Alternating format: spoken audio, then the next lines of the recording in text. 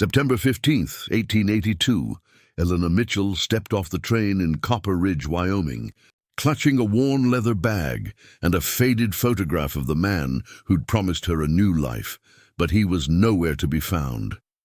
As panic set in and the station began to empty, a tall rancher with piercing blue eyes strode forward, grabbed her bag, and announced to everyone watching that she was his bride. But was Jonathan Cartwright her salvation, or had she just walked into something far more dangerous than being abandoned? Before we jump back in, tell us where you're tuning in from, and if this story touches you, make sure you're subscribed because tomorrow I've saved something extra special for you. The September wind cut through Elena's cotton dress as she stood frozen on the platform, her fingers white-knuckled around the handle of her worn leather bag. The train's whistle still echoed in her ears, but the iron beast had already begun its journey westward, leaving behind only a cloud of black smoke and the acrid smell of coal. Around her, families reunited with embraces and laughter, but Elena's eyes scanned the thinning crowd desperately,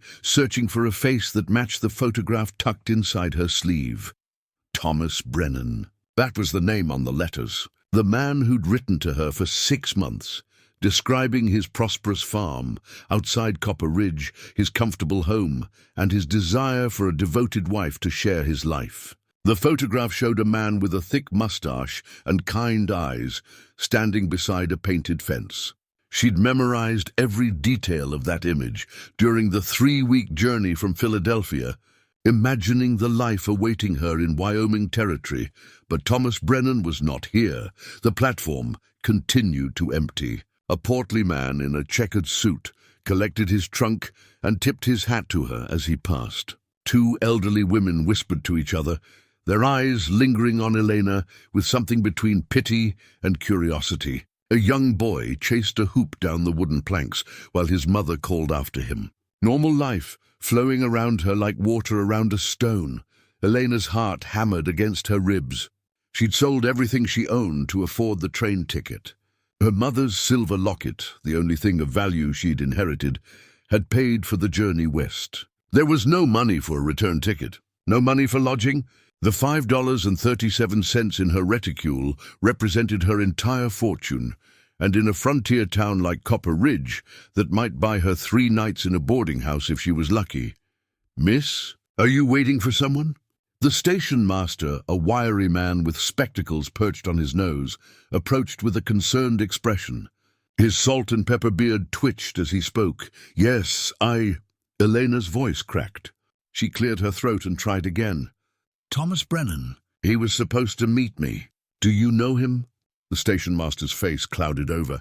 He removed his spectacles and cleaned them on his vest, a gesture that seemed designed to buy him time. "Brennan, you say?" "Yes, he wrote to me. We've been corresponding for months. He asked me to come here as his bride." The words tumbled out faster now, desperation seeping into her tone. "He said he'd be here to meet the afternoon train. He promised." The station master replaced his spectacles and studied her with sympathy that made Elena's stomach twist. "Miss, I'm afraid I have some unfortunate news. Thomas Brennan passed away about 3 weeks ago, kicked in the head by his horse. Terrible accident. Most of the town attended his funeral. The world tilted beneath Elena's feet. She gripped her bag tighter, using it as an anchor to reality. 3 weeks ago. "Yes, miss. I'm really sorry you came all this way for nothing. For nothing." The words echoed in her mind. She'd left behind everything, her cramped room in Mrs. Henderson's boarding house, where she'd worked as a seamstress, the few friends she'd made in Philadelphia, the familiar streets and sounds of the only city she'd known since arriving in America from Ireland 7 years ago. "All for nothing." "I see," Eleanor managed, though she didn't see at all. Her vision had gone slightly blurry at the edges. "Thank you for telling me." The station master shifted uncomfortably.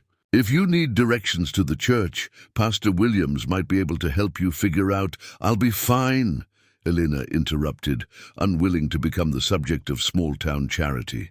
She'd survived worse than this. When her parents died of typhoid within days of each other, she'd been 14 and alone. She'd found work, found a way to eat, found a way to survive. She would do it again. The station master tipped his hat and retreated to his office, though Eleanor could feel his worried glances through the window.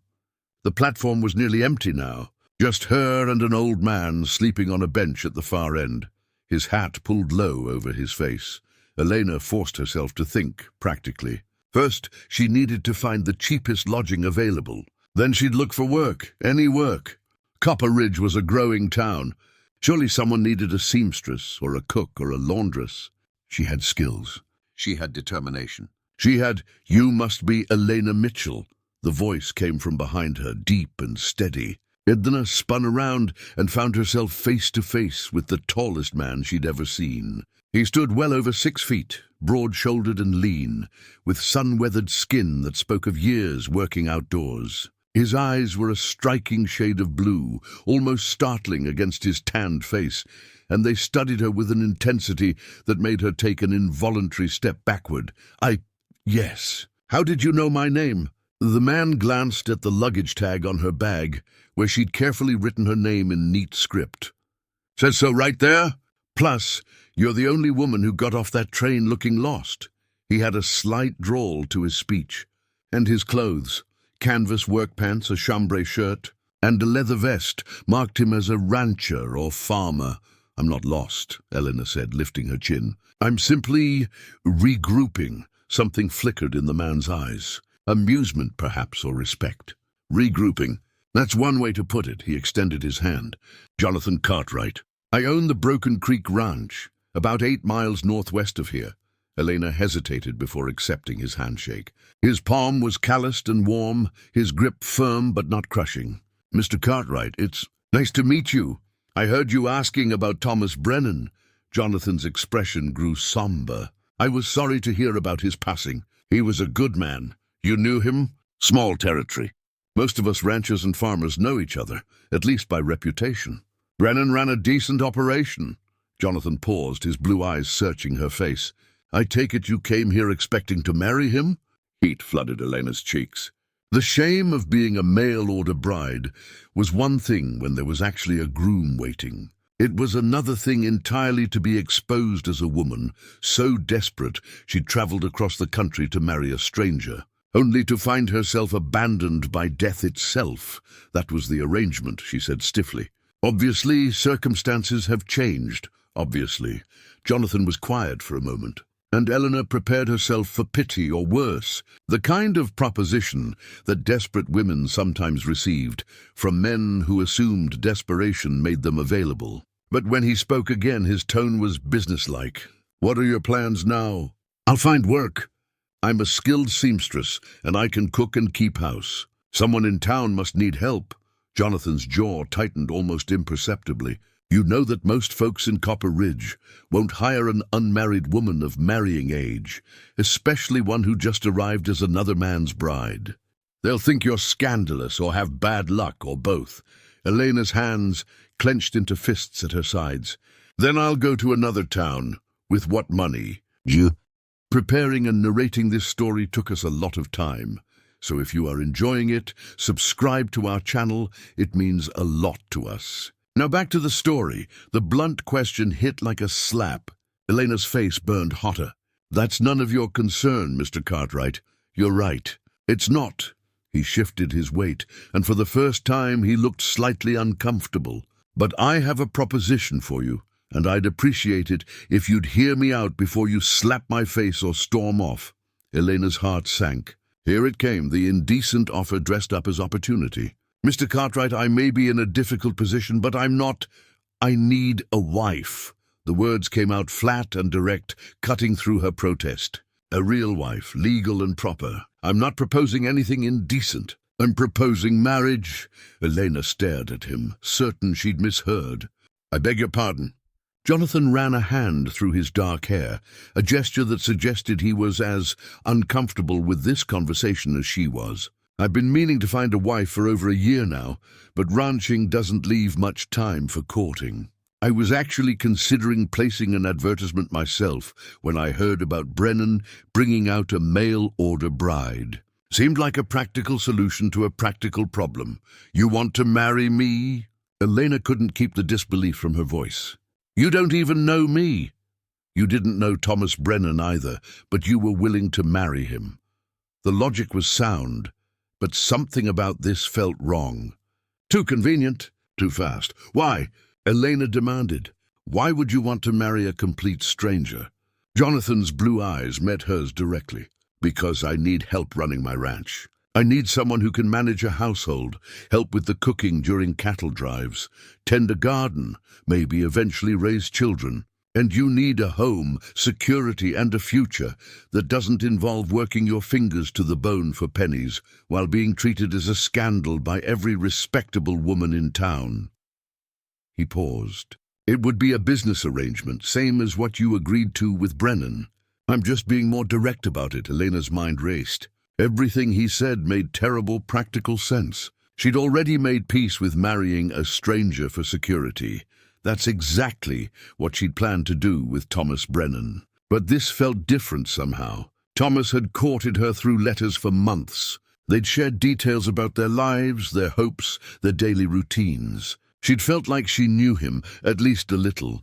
Jonathan Cartwright was a complete stranger who'd appeared out of nowhere with a proposal of marriage. This is insane, she whispered. Is it? Jonathan's voice remained calm, reasonable. You came here for exactly this purpose.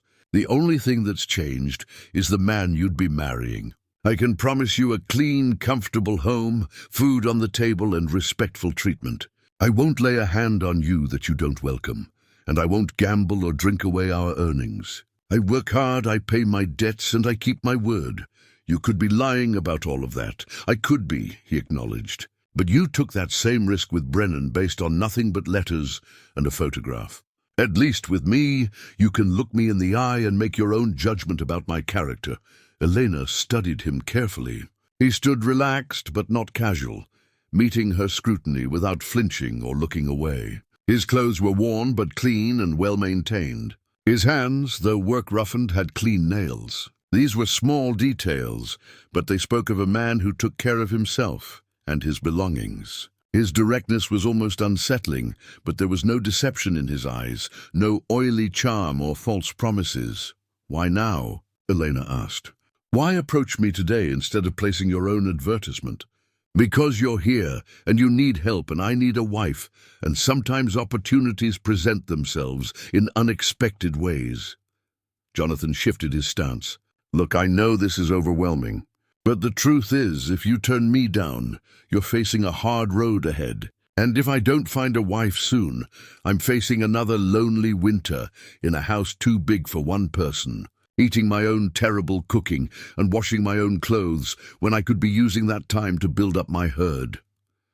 Despite everything, Elena felt a small smile tug at her lips. Your terrible cooking. The worst you've ever tasted, Jonathan said, with the first hint of humor she'd seen from him. I can manage beans and bacon, but anything beyond that is a gamble, whether it'll be edible or poisonous. The smile faded as reality crashed back in. Elena looked down at her worn bag, at her second-hand dress that she'd carefully mended to look presentable, at her scuffed boots that had carried her across a continent. She thought about the $5.37 in her reticule, about sleeping in doorways, or worse, about the judgmental stares she'd face as a failed mail-order bride. Then she looked back at Jonathan Cartwright, this stranger offering her a lifeline. If I agreed, she said slowly, I would want a trial period. Time to see if this arrangement could work. Jonathan shook his head. Can't do it. Folks in town already think poorly enough of unmarried women living alone. If you stayed at my ranch without being married, your reputation would be destroyed within a week, and mine along with it. It's marriage or nothing? That's not fair. No, it's not. But it's the reality of living in a place like this. His voice softened slightly. I'm not asking you to love me, Elena. I'm not even asking you to like me right away. I'm asking you to take a chance on building something practical and decent together. That's all. Elena's throat felt tight. She'd already taken one enormous leap of faith by coming to Wyoming. Taking another seemed both foolish and inevitable. What choice did she really have? Return to Philadelphia with no money? Stay in Copper Ridge and face the stigma of being abandoned before she even arrived? Or accept this strange man's proposal and hope that his directness was honesty rather than manipulation? "I need time to think," she said finally. "How much time?" "At least a day, maybe two." Jonathan's expression didn't change, but something in his eyes suggested disappointment. "Where will you stay while you're thinking?" Elena lifted her chin again, that stubborn gesture that had carried her through 7 years of hardship. "I'll find somewhere. With $5 in your purse?" Jonathan's voice was gentle now, without mockery. "Elena, be practical. The only boarding house in town charges $2 a night. You can't afford to think for 2 days." The truth of his words hit her like a physical blow. She couldn't afford to think. She couldn't afford to be cautious or careful or wise. She could only afford to survive, and survival meant accepting help from wherever it came. "If I say yes," Elena said, her voice barely above a whisper, "when would the wedding be?" "Today, if Pastor Williams is available. Tomorrow morning at the latest." Jonathan took a step closer, and his voice dropped lower. "I know this isn't the romantic proposal you might have dreamed of as a girl. I know it's not fair that you have to make this decision right now on a train platform, with no time to think it through properly. But life isn't fair, Elena. You know that as well as I do. The question is whether you're brave enough to make the best of an unfair situation." Elena closed her eyes briefly. In her mind, she heard her mother's voice from years ago, speaking words of Irish wisdom. "Sometimes the only way forward is through, my darling girl.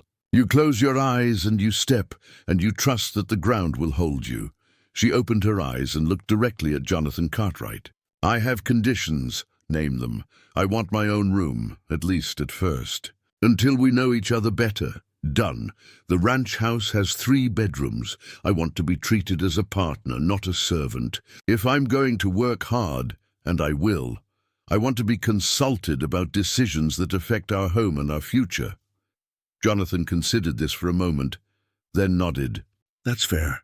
I'll agree to that, as long as you understand that some decisions about the ranch itself will need to be mine. I've been working that land for 8 years, and I know what it needs. That's acceptable." Elena drew a deep breath. "And if, after a reasonable time, we find that we truly cannot make this work, I want your promise that you'll help me find respectable employment elsewhere, or provide funds for me to travel to another city where I might start over." This condition made Jonathan's jaw tighten, but after a long moment he nodded.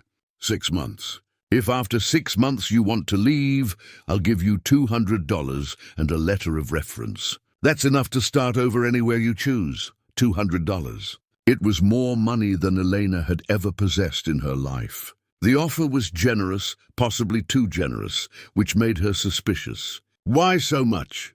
"Because if we marry and it doesn't work out, it'll be partly my fault, and I believe in paying my debts." Jonathan extended his hand again. "Do we have an agreement?" Elena looked at his outstretched hand. This was the moment. Once she shook his hand, there would be no going back. She'd be committing to marry this stranger, to travel to his ranch, to build a life with someone she'd known for all of 15 minutes. It was insane. It was terrifying. It was her only real choice. Elena clasped his hand firmly. "We have an agreement, Mr. Cartwright."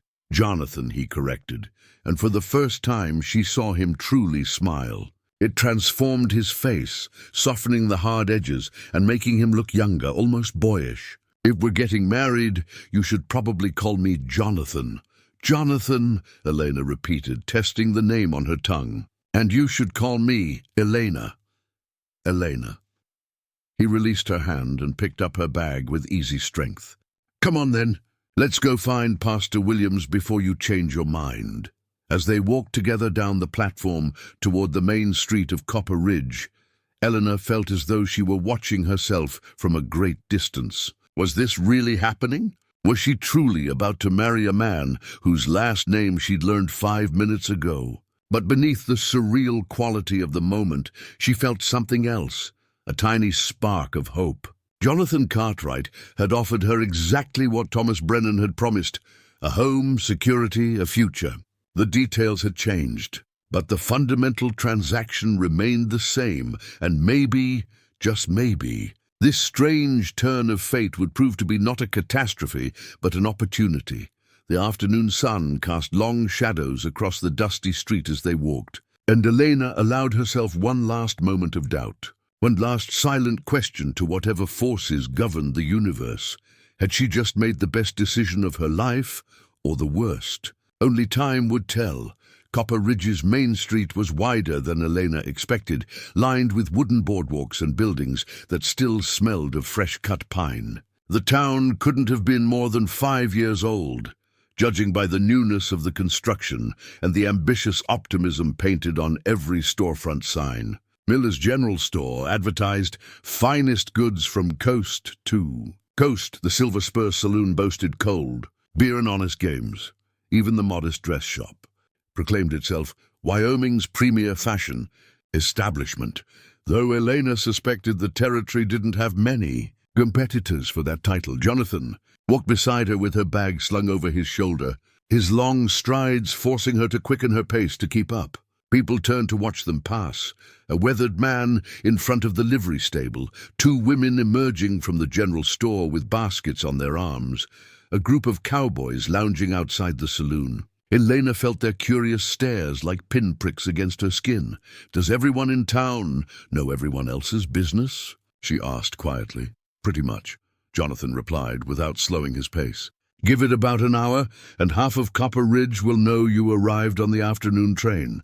By supper time, they'll all know you were supposed to marry Brennan. By tomorrow morning, they'll know I married you instead," Elena finished. The thought made her stomach clench. She'd be the subject of gossip before she'd even had a chance to settle in. "Probably best that way," Jonathan said. "Get the talk over with all at once, rather than dragging it out." They turned down a side street where the buildings became more residential, small houses with neat gardens, white picket fences and curtains fluttering in open windows. At the end of the street stood a white clapboard church with a modest steeple and a brass bell that gleamed in the afternoon sun. Beside it sat a tidy cottage with a hand-painted sign reading Parsonage. Jonathan knocked on the cottage door with 3 firm raps. Moments later, it swung open to reveal a man in his mid-50s with thinning grey hair, wire-rimmed spectacles, and a kind face creased with smile lines. He wore simple black clothing and had ink stains on his fingers, as though he'd been interrupted while writing. "Jonathan Cartwright," the pastor said warmly. Then his gaze shifted to Elena with obvious curiosity. "And you must be—" "I'm sorry, I don't believe we've met, Pastor Williams. This is Elena Mitchell," Jonathan said. "We'd like you to marry us." The pastor's eyebrows shot up so high they nearly disappeared beneath his hairline. "Marry you? When?"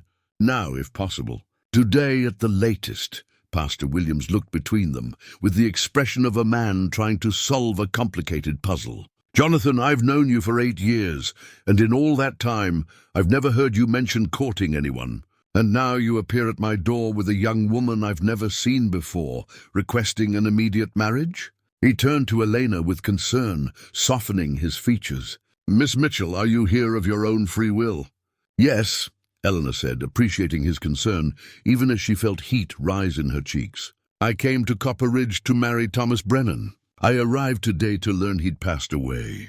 Mr. Cartwright has offered an alternative arrangement." Understanding dawned on the pastor's face, followed quickly by sympathy. "I see, Thomas's mail-order bride. My dear girl, I'm so sorry for your shock and disappointment." He opened the door wider. "Please, both of you, come inside. This conversation requires more than a doorstep." The parsonage interior was cozy and cluttered with books. They covered every available surface, stacked on tables, shelved along the walls, piled beside a worn armchair near the fireplace. The smell of pipe tobacco and old paper filled the air. Pastor Williams gestured them toward a small sofa while he settled into the armchair, removing his spectacles to clean them, in a gesture Elena was beginning to recognize as a Wyoming habit. "Now then," the pastor said once they were seated, "I'm going to speak plainly, because rushing into marriage is serious business. And I won't perform a ceremony unless I'm convinced both parties understand what they're undertaking. He looked at Jonathan first. You're absolutely certain about this? You've known Miss Mitchell for what, an hour? Less than that, Jonathan admitted. But I've been thinking about finding a wife for over a year. Elena came here prepared to marry a stranger for practical reasons. I'm offering her the same arrangement with different details. And you, Miss Mitchell? The pastor's grey eyes fixed on Elena with gentle intensity. You've had quite a shock today. Are you certain you're thinking clearly enough to make such a momentous decision? Elena met his gaze steadily. Pastor Williams, I spent my life savings to come here. I have no family waiting for me back east, no home to return to, and no prospects. Mr. Cartwright is offering me security, respectability, and a fair arrangement. I may not be thinking entirely clearly, but I'm thinking practically, which is sometimes more important. The pastor studied her for a long moment, then nodded slowly. You're a sensible young woman, I can see that. But sensibility and happiness aren't always the same thing. I learned that lesson years ago, Elena said quietly. Right now, I need sensibility more than I need happiness. Pastor Williams sighed and replaced his spectacles. Very well. But I have requirements of my own before I'll perform this ceremony. First, I want you both to understand that marriage is a sacred covenant, not merely a business contract. Even if your reasons for entering it are practical, the vows you take will be holy and binding. Understood, Jonathan said. Second, I'll need witnesses. I won't marry two people in secret as though there's something shameful about the union. We'll have at least 2 witnesses present. That's fine, Jonathan agreed. Who did you have in mind? My wife Margaret can serve as one. For the other, the pastor paused thoughtfully. Perhaps Doc Harrison. He's discreet and won't spread gossip unnecessarily, though I can't promise the news won't spread anyway. The news will spread regardless, Elena said. We're not asking for secrecy, just expediency. Third, Pastor Williams continued, I want both of you to spend at least 30 minutes in separate reflection before the ceremony. Miss Mitchell, you'll wait here with my wife. Jonathan, you'll wait in the church. I want you both to have time to truly consider whether this is what you want. Jonathan glanced at Elena, who nodded her agreement.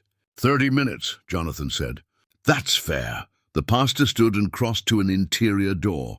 Margaret, could you come here, please? A moment later, a plump woman with rosy cheeks and silver-threaded brown hair emerged from what looked like a kitchen. She wore a flour-dusted apron and carried the warm scent of baking bread. Yes, dear. Oh. She stopped short at the sight of visitors.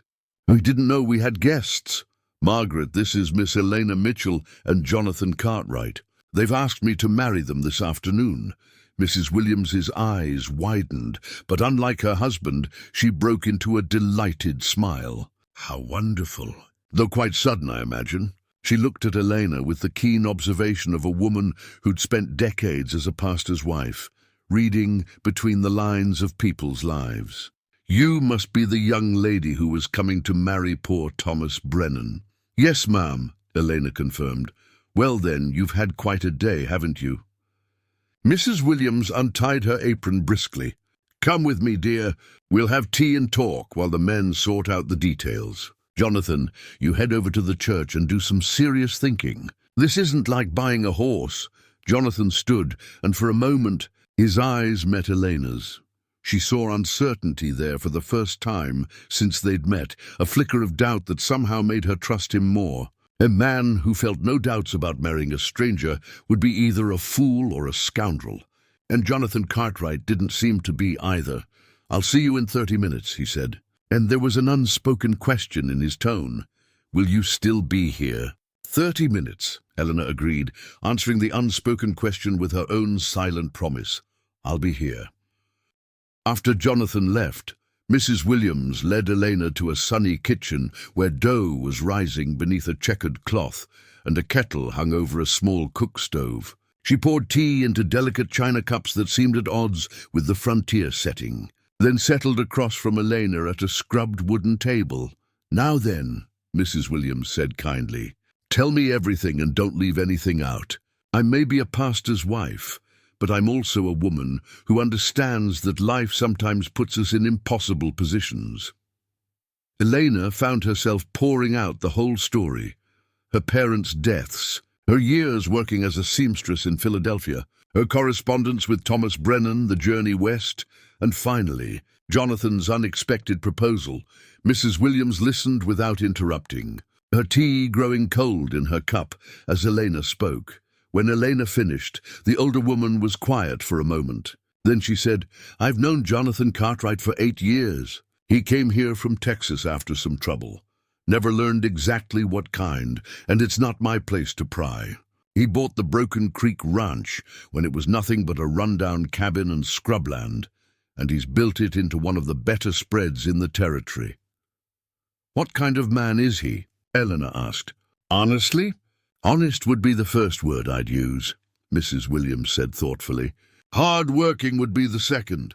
He's not cruel or mean-spirited, though he can be stubborn as a Missouri mule when he gets an idea in his head. He's quiet, keeps to himself mostly, comes to church most Sundays, but leaves right after services without much socializing. Some folks think he's standoffish, but I think he's just solitary, not lonely exactly, but comfortable with his own company. Has he ever—" Elena hesitated. Unsure how to phrase the question delicately, Mrs. Williams understood. "Been violent?" "No, at least not that I've ever seen or heard. He got into a fistfight about 4 years ago when a drifter made inappropriate remarks to Sarah Chen. She runs the laundry. Jonathan put the man on the ground with one punch and then helped him up and bought him a drink afterward, told him to show better manners in the future. That's the kind of violence Jonathan Cartwright engages in, the protective kind, not the cruel kind." Elena absorbed this information, adding it to her growing impression of the man she'd agreed to marry. "Mrs. Williams, do you think I'm making a terrible mistake?"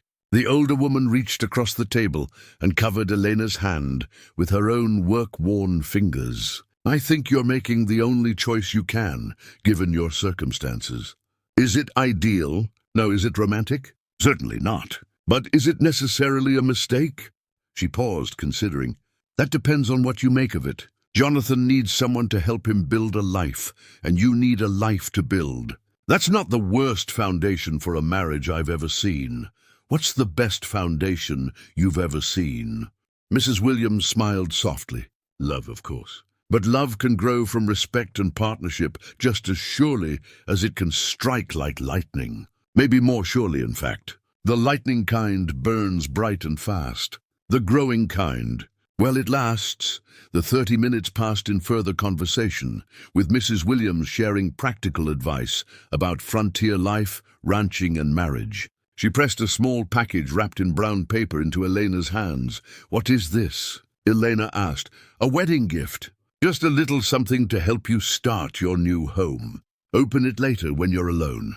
Before Eleanor could protest or thank her, Pastor Williams appeared in the doorway. "It's time," he said gently. "Doc Harrison is waiting at the church, and Jonathan is ready if you are, Miss Mitchell."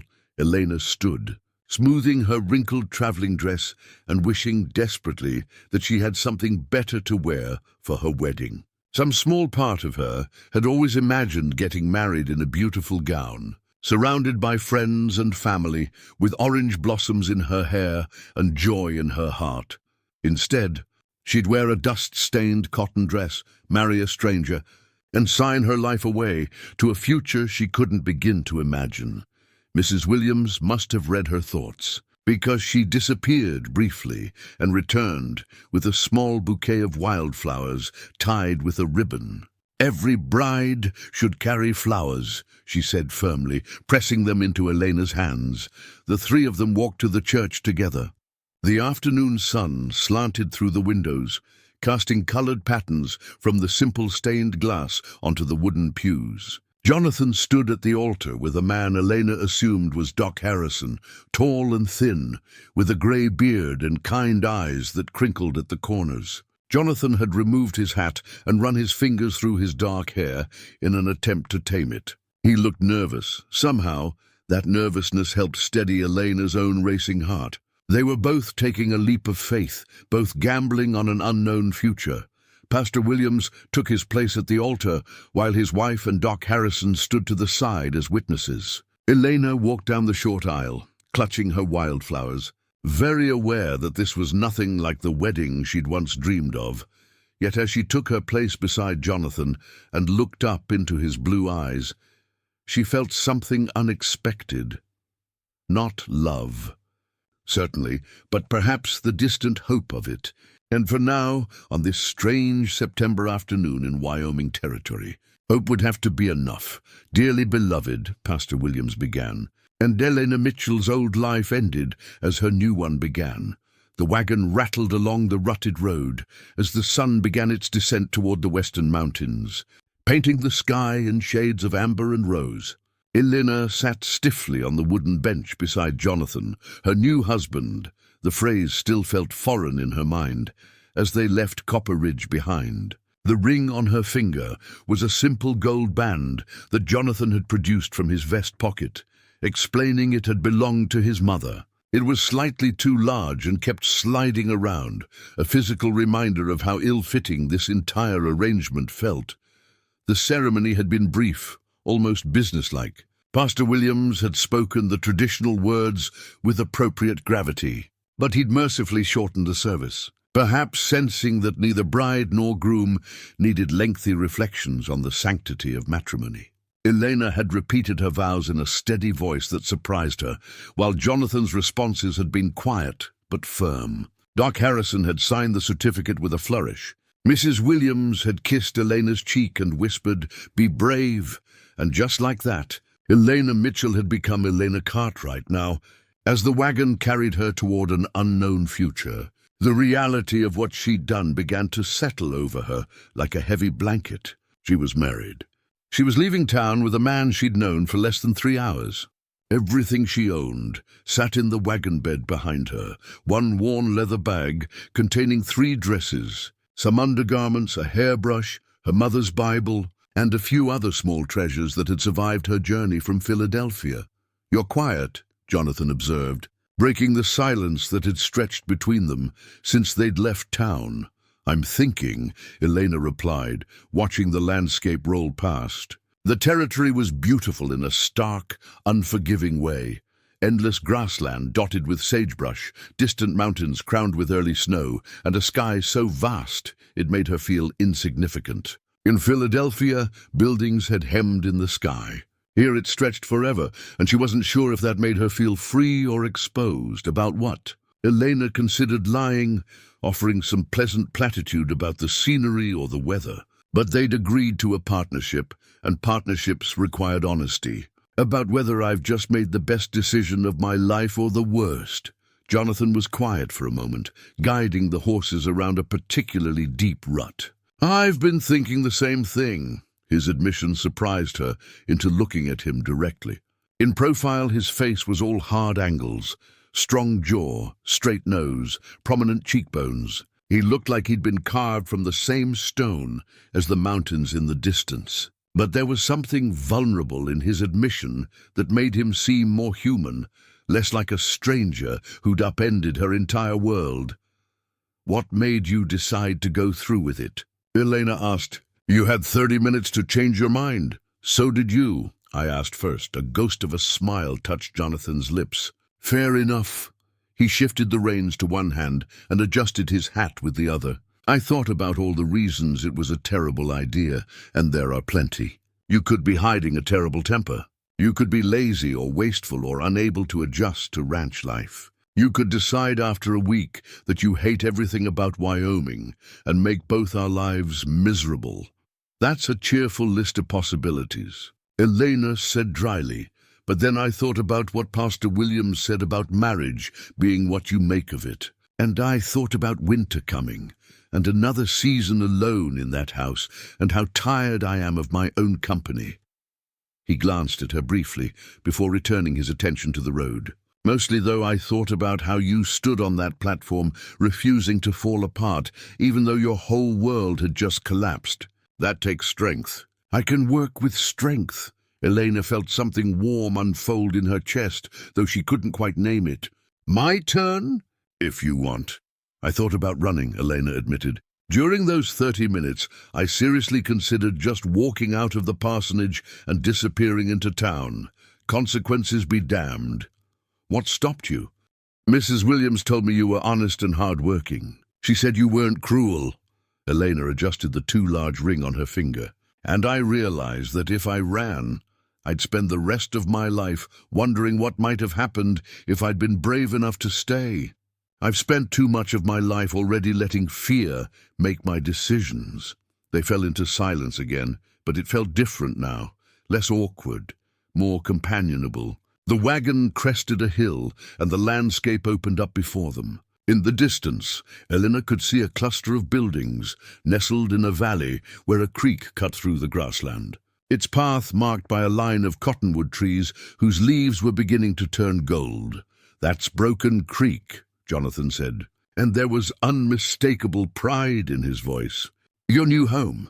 As they drew closer, Elena could make out more details. The main house was a sturdy two-story structure built from logs and stone, larger than she'd expected.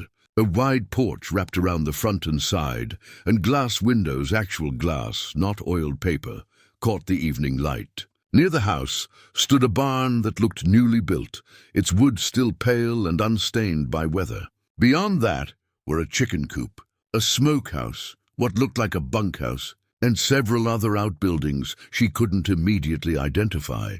"It's bigger than I imagined," Elena said. "Started with just the original cabin.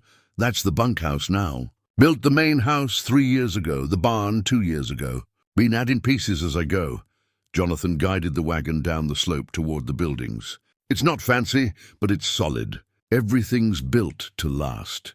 They passed through a gate marked by 2 tall posts, and Elena noticed someone had carved Broken Creek Ranch into a wooden sign suspended between them. As they approached the house, a dog emerged from beneath the porch, a large, shaggy creature of indeterminate breed that barked once before recognizing Jonathan and breaking into enthusiastic tail-wagging. "That's Bear," Jonathan said. "He's friendly, but he'll bark at anything that moves until he knows it belongs here. Give him a few days, and he'll consider you part of the family." Elena watched as the dog circled the wagon, sniffing curiously. She'd never had a pet. Mrs. Henderson's boarding house hadn't allowed animals and wasn't sure how to interact with a creature that looked large enough to knock her over. Jonathan brought the wagon to a stop in front of the house and set the brake. He jumped down with easy grace, then came around to offer Elena his hand. She accepted it, grateful for the steadying touch as she climbed down. Her legs felt stiff from the ride, and her traveling dress was now thoroughly dusty. "I'll show you around," Jonathan said, leading her up the porch steps. The boards were smooth and solid beneath her feet, with no creaks or wobbles. Everything about the place spoke of careful craftsmanship and attention to detail. The front door opened into a large main room that served as both kitchen and living area. A massive stone fireplace dominated one wall, with a black iron cookstove standing nearby. The kitchen area featured a sturdy table with 6 chairs, open shelving lined with dishes and supplies, and a dry sink beneath a window that looked out toward the creek. The living area held a sofa that had seen better days, 2 handmade rocking chairs, and several oil lamps positioned for reading.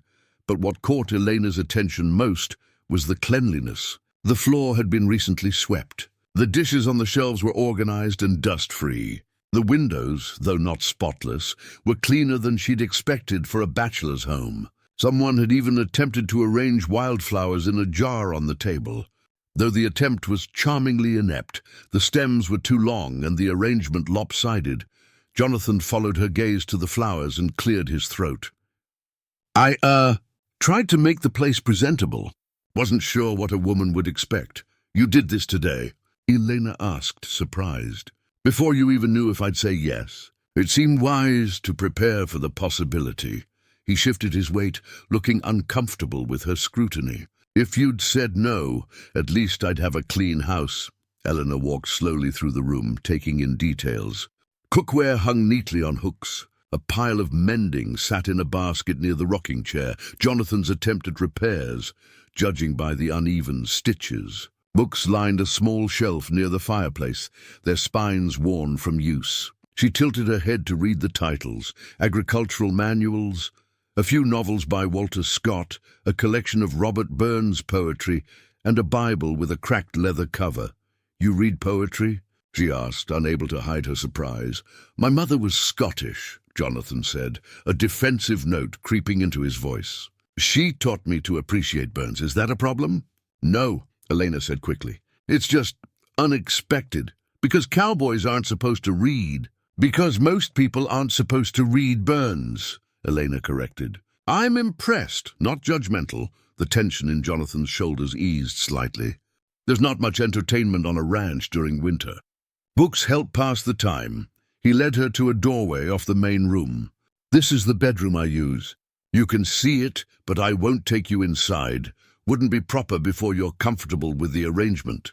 He opened the door just enough for Elena to glimpse a simple room with a bed, a dresser, and little else. Everything was neat and utilitarian, much like the man himself. They moved to a staircase made from logs that had been split and smoothed. "2 bedrooms upstairs," Jonathan explained as they climbed. "Haven't used them for much beyond storage, but I cleaned them out today." The first bedroom was smaller, with a single window overlooking the creek. It contained a narrow bed, a washstand with a basin and pitcher, a small dresser, and hooks on the wall for hanging clothes. The bed had been made with obvious care, though the corners weren't tucked properly, and the quilt was slightly crooked. A rag rug covered part of the rough wood floor, and someone, Jonathan, presumably, had placed a small vase with more wildflowers on the dresser. "This is your room," Jonathan said from the doorway, making no move to enter. "For as long as you want it." "The door has a lock." He pulled a key from his pocket and handed it to her. "Only 2 keys exist. That's one, and I'll keep the other in the kitchen drawer." "I won't use it without your permission." Elena took the key, feeling its weight in her palm. The gesture was significant, she realized. He was giving her safety, privacy, autonomy. "Thank you." "The other bedroom is larger," Jonathan continued, moving down the short hallway. "I thought maybe someday it could be a nursery, but that's far in the future. For now, you can use it for storage or sewing or whatever you want." The second room was indeed larger, with 2 windows and more floor space. Currently, it held only a few crates and a dusty spinning wheel. "Did that belong to someone?" Elena asked, pointing to the wheel. "Came with the property when I bought it. The previous owner's wife had died, and he couldn't bear to take it with him. I kept thinking maybe someday." Jonathan trailed off, leaving the thought unfinished. They returned downstairs, and Jonathan showed her the rest of the property. The root cellar stocked with preserved vegetables and smoked meat. The chicken coop housing 24 hens and a proud rooster. The barn with 3 horses and 2 milk cows. He introduced her to each animal, as though they were members of the family, and Elena noticed how gently he handled them, how his voice softened when speaking to the nervous mare. "I've got 2 ranch hands who help during busy seasons, cattle drives, roundups, that sort of thing," Jonathan explained as they walked back toward the house. "They stay in the bunkhouse when they're here, but I sent them to help my neighbor with some fence repair. Wanted to give you time to settle in without strange men around." "That was considerate," Elena said, and meant it.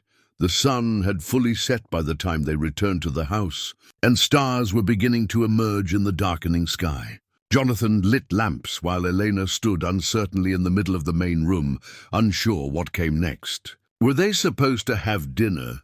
Should she start unpacking? What were the expectations for this first night? Jonathan seemed to sense her discomfort. "You must be exhausted," he said, not meeting her eyes. "Long day of traveling, then everything that happened in town. Why don't you go on up to your room and rest? I'll bring your bag up in a minute, and I can fix something simple for dinner if you're hungry." "I can help with dinner," Elena offered, relieved to have something concrete to do. "That's part of our arrangement, isn't it?" "Tomorrow," Jonathan said firmly. "Tonight, you're still a guest. Tomorrow you can start being a wife." The word hung in the air between them, wife. With all its implications and expectations and unknowns. Elena nodded, too tired to argue. "All right. Thank you." She climbed the stairs slowly, her legs heavy with exhaustion. The day had begun with anticipation and hope, transformed into shock and fear, and ended with a hasty wedding to a stranger. Her mind felt stuffed with cotton wool, unable to process everything that had happened. When she reached her room, she found Jonathan had already brought up her bag. She hadn't even heard him on the stairs. She locked the door, then sat on the edge of the bed and finally allowed herself to feel the full weight of what she'd done. She'd married Jonathan Cartwright.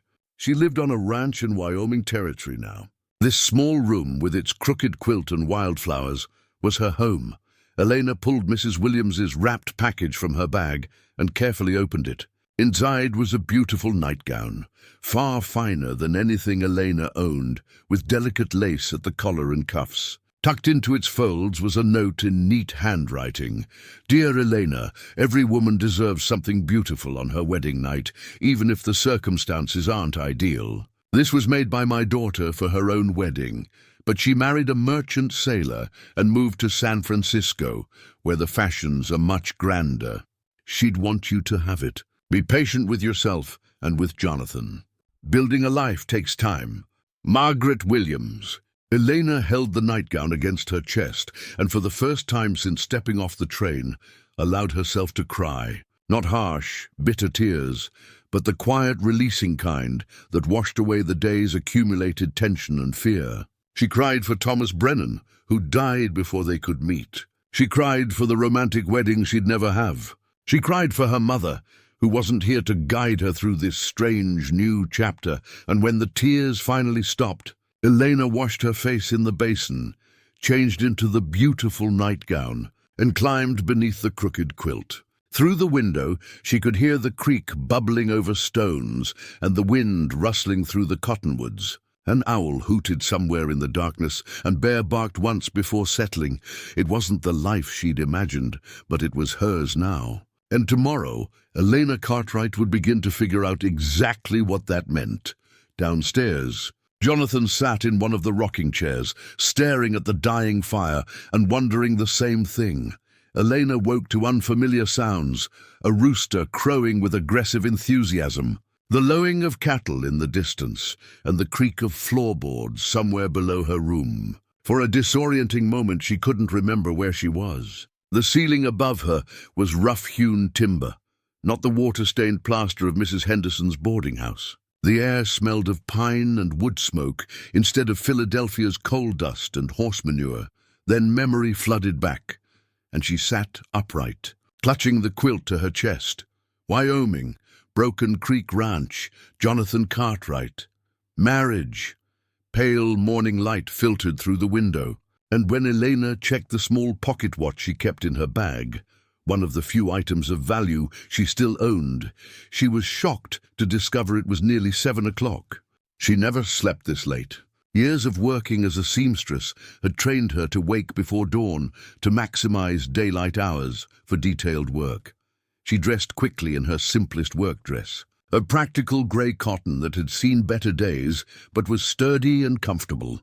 Her hair required more effort. She'd slept fitfully, and it had come loose from its braid, leaving tangles that took precious minutes to work through. Finally presentable, she unlocked her door and ventured downstairs, uncertain what she'd find. The kitchen was empty, but signs of recent activity were everywhere. The cook stove radiated warmth. A pot of coffee sat keeping warm on its surface, and someone had set the table with 2 plates, 2 cups, and utensils. Through the window, Elena could see Jonathan at the chicken coop, scattering feed while the hens clustered around his boots. She poured herself coffee, strong and slightly bitter, but hot and welcome, and was sipping it cautiously when the back door opened and Jonathan entered, carrying a basket of eggs. "Morning," he said, setting the basket on the counter. "Thought I heard you moving around up there. Hope the rooster didn't wake you too early. Chester's got a voice that could wake the dead 3 counties over. Chester." Elena couldn't help but smile. "You named your rooster Chester? Seemed to fit him.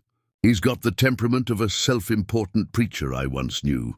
Jonathan moved to the sink and washed his hands with soap made from lye and lard. "I wasn't sure what time you'd wake up, so I held off on starting breakfast. Figured your first morning here you might want to sleep in."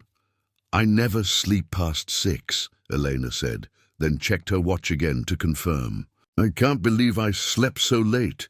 Your body probably needed it after yesterday. Jonathan dried his hands on a towel. Now, about breakfast.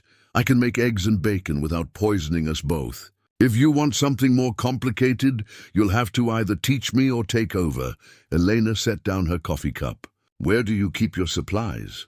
What followed was an education in Jonathan Cartwright's kitchen organization, or lack thereof. The man had excellent intentions, but apparently no understanding of logical storage. Flour lived in one corner, but sugar was kept clear across the room. Baking soda sat next to the coffee grinder for reasons Jonathan couldn't explain. The salt pork was stored in the root cellar, which required going outside and down a set of steep stairs. This makes no sense, Elena said, surveying the chaos with dismay. How do you find anything? I just remember where everything is, Jonathan said defensively. It's worked fine for 8 years. It's worked terribly for 8 years. You just didn't know better.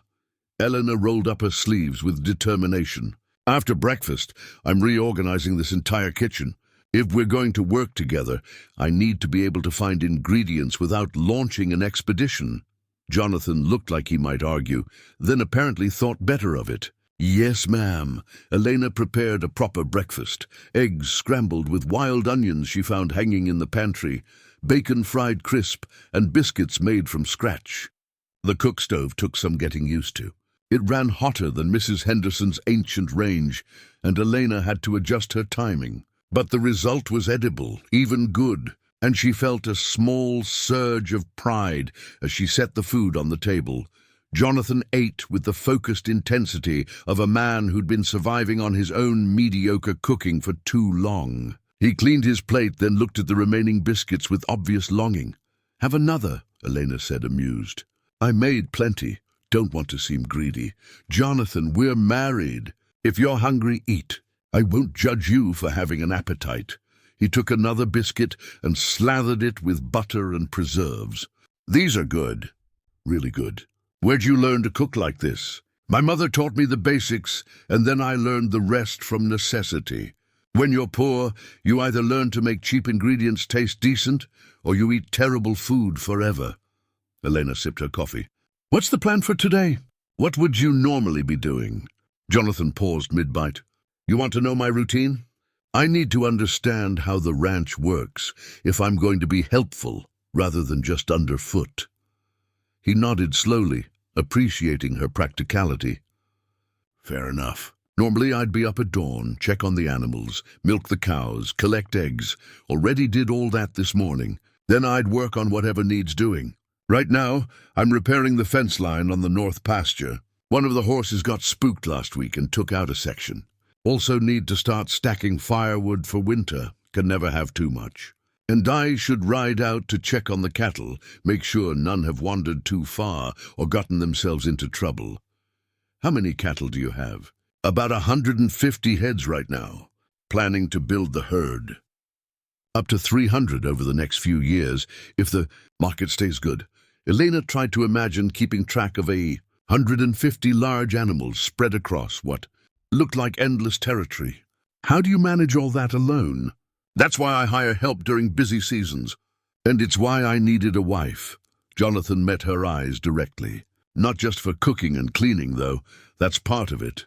A ranch this size needs 2 people minimum to run properly. Someone has to mind the home place, while the other's out riding fence or moving cattle. During calving season, you need eyes on the herd day and night. When it's time to bring cattle to market, you need someone managing supplies and logistics. So I'm really meant to be a working partner, not just a housekeeper. Exactly. Jonathan pushed his empty plate away. If you're willing, some women would rather stick to the house and let the men handle everything else. But that only works on a ranch with hired help year-round, and I can't afford that yet.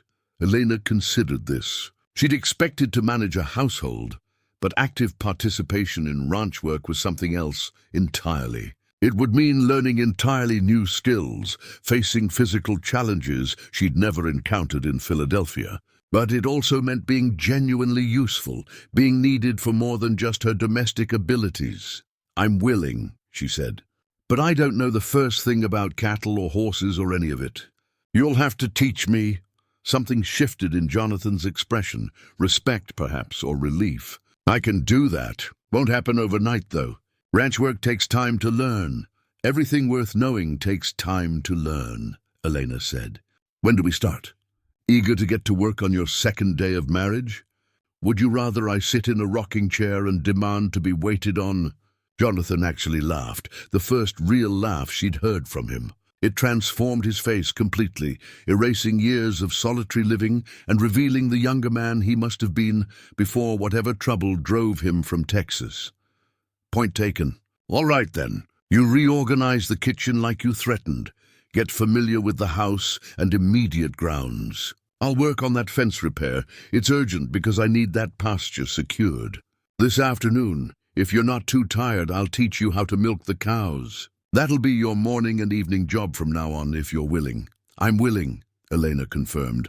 They washed dishes together in companionable silence, and Elena found herself studying Jonathan when he wasn't looking.